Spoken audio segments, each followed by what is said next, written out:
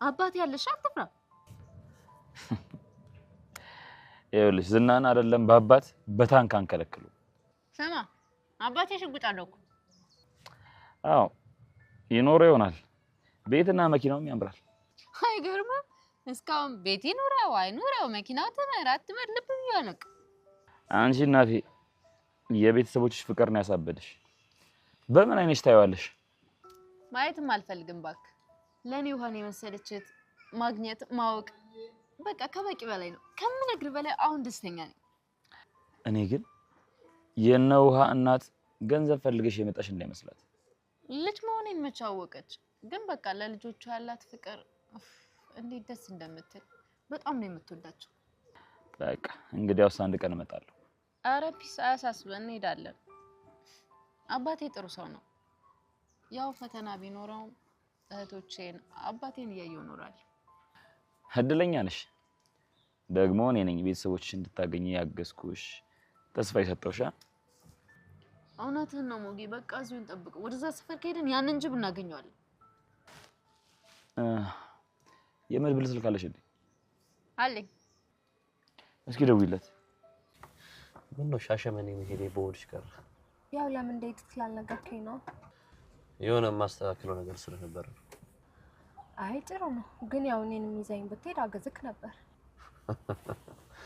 አይደል እስኪ መጀመሪያ ሉላን ለማግኘት የተሰጠሽ ሚሽን አሳኪ አንቺ እኮ በህይወትሽ ምንም ነገር አሳክተሽ አታውቂ ካንተ ጋር ነው ግን ምንም የማላሳካው ነገር የለም ስሚ እንደ መሽገር ከኔ ጋር ተጣብቀሽ መኖር አትችይ ስራዎችሽን በራስሽ አቅም በራስሽ ኃይል ስሪ ምን መብት አለኝና ነው በራሴ የምሰራው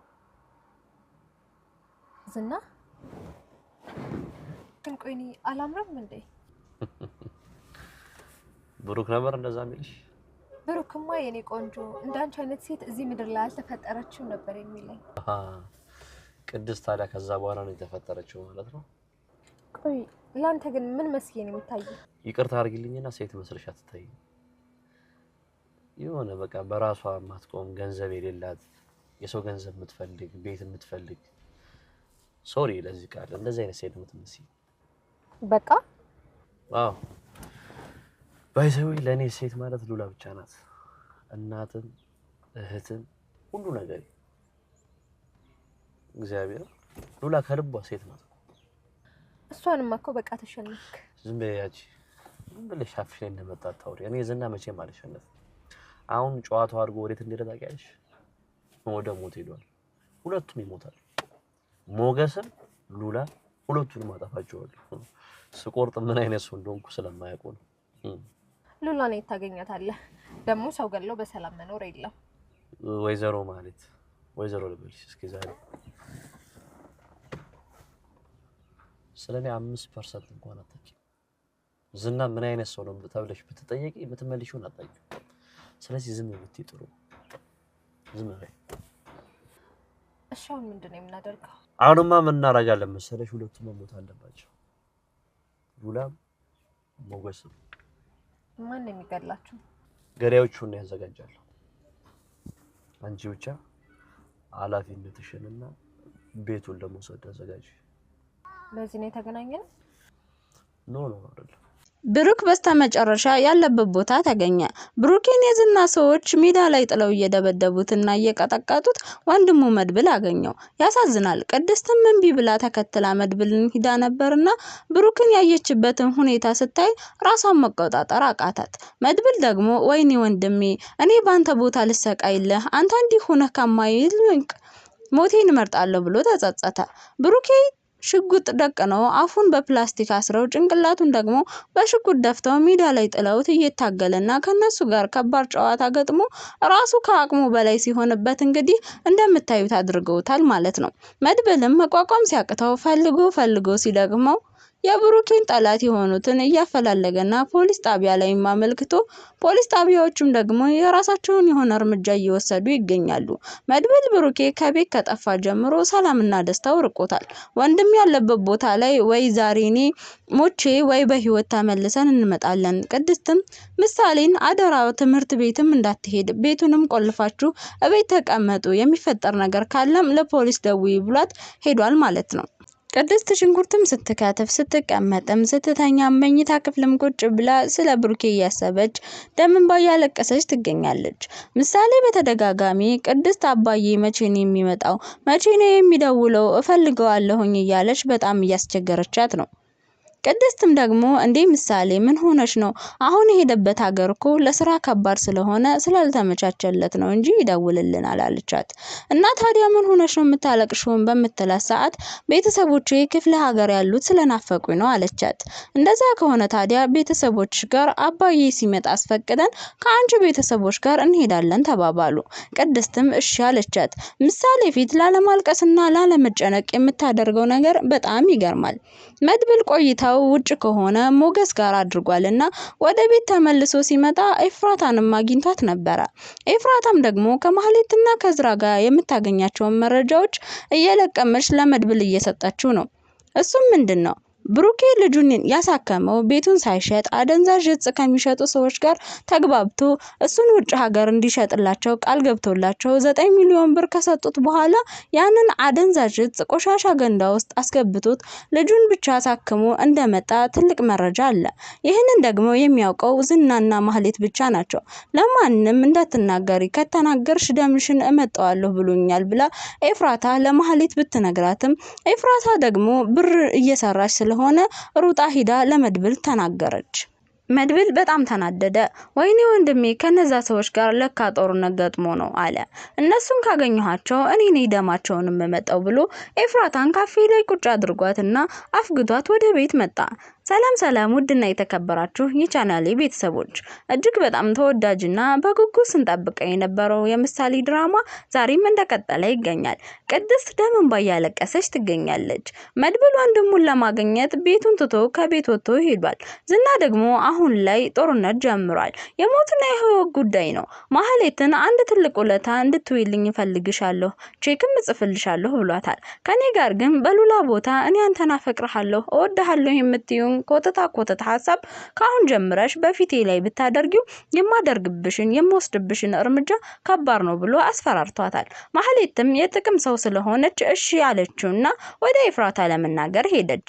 እሱ ምንድነው ብሩኬ የት እንደገባና መድብል ወንድሙ ለምን እንደመጣ እንዲጣራለት ማህሌትን አዘዛት። ማህሌትም ወደ ኤፍራታ ዘንድ መጣችና ኤፍራታ አንቺ ስለመድብል እያንዳንዱን የምታውቂውን እናም ብሩኬ ቤት ምን እንደተካሄደ ንገሪኝ አለቻት። እነግርሻለሁ ማህሌት፣ እንደውም ጥሩ መረጃዎች አሉኝ፣ ግን አስቀድመሽ አንቺ መረጃ የምትነግሪኝ ከሆነ ነው። ምንድነው ስትላትም ዝና ብሩኬን የት አድርጎት ነው? ብሩኬ ስለምን ጠፋ? ባለፈው ደግሞ መናገር የማልፈልገው ከባድና አስደንጋጭ ጉዳይ ላይ ብሩኬ ገብቷል ብለሽ ያልሽውንም ንገሪኝ አለቻት። ከዛም እከፍልሻለሁ ያልሽኝም ብር አስገቢልኝ፣ ስለመድብል እያንዳንዱን ያለኝን መረጃ እነግርሻለሁ አለቻት። ከዛ እሺ ብላ ማህሌትም አስቀድማ የተፈጠረውን ስለ ብሩኬ የምታውቀውን በሙሉ ዝና የነገራትን ሁሉ ነገረቻት። ገንዘቡንም አስገባችላት። በቃ አሁን እንተኛና ነገ እነግርሻለሁ ብላ ኤፍራታ ስትላትም ማህሌት ፍጥጥ ብላ ኤፍራታ ማየት ጀመረች። ኤፍራታ አሁን መድብል የሚያደርገውን ነገር በሙሉ ለማህሌት ትናገር ይሆን? አሳሳቢ ነገር ነው። ለማህሌት ከተናገረች ሩጣ ሂዳ ለዝና ትነግረዋለች። ዝና ደግሞ ከመድብል ጋር ወይም ከማህሌትና ቅድስት ጋር ከባድ ጦርነት መክፈቱ ነው። መድብል የወንድሜን መጨረሻ ሳላይ ወንድሜን እንደቀላል ከቤት ወጥቶ የሚፈጠረውን ነገር ማየት ፈልጋለሁ። ስለዚህም ይሄን አደንዛዥ እጽ የሚሸጠውን ሰውዬ በአካል ሄጄ መጋፈጥ ፈልጋለሁ ብሎ ወሰነ። ቅድስትም በጣም ተጨነቀችና የመድብልን ሁኔታ ስታየው አረ ባክህ አንተ እንኳን ተረጋጋ፣ ሌላ ነገር እንዳይፈጠር አረ ተው፣ በእንደዚህ አይነት ስሜት አይደለም አለችው። ቅድስት ተናግሬያለሁ፣ በድጋሚ ልንገርሽ፣ ምሳሌን አደራ፣ ምሳሌ ካንቺ ውጪ ማንም የላትም። ወደ ውጪ በስህተት እንዳትወጡ፣ ችግር ካለ ደውይልኝ፣ ቤቱን ዘግታችሁ ተቀመጡ፣ የሆነ ነገር ካለ ደግሞ ለፖሊስ ደውለሽ ማሳወቅ አለብሽ፣ ራሳችሁንም ደግሞ ጠብቁ ብሎ ከዛ ወጥቷል። ቅድስት አበደች በለቅሶ። የብሩኬ ነገር በጣም አሳስቧታል። በዚህ በኩል ምሳሌን እየጠየቀቻት ነው፣ በዚህ በኩል የሱን ናፍቆትና የሆነውን ነገር እያሰበች ስልኩን በተደጋጋሚ ስትሞክረው በፍጹም ሊሰራም አልቻለም። መድብል ግን የተፈጠረውንና ከኤፍራታ የሰማውን ነገር በፍጹም ለቅድስት አልነገራትም። ቀጥታ በራሱ ሊወስን ቆርጦ ተነስቷል።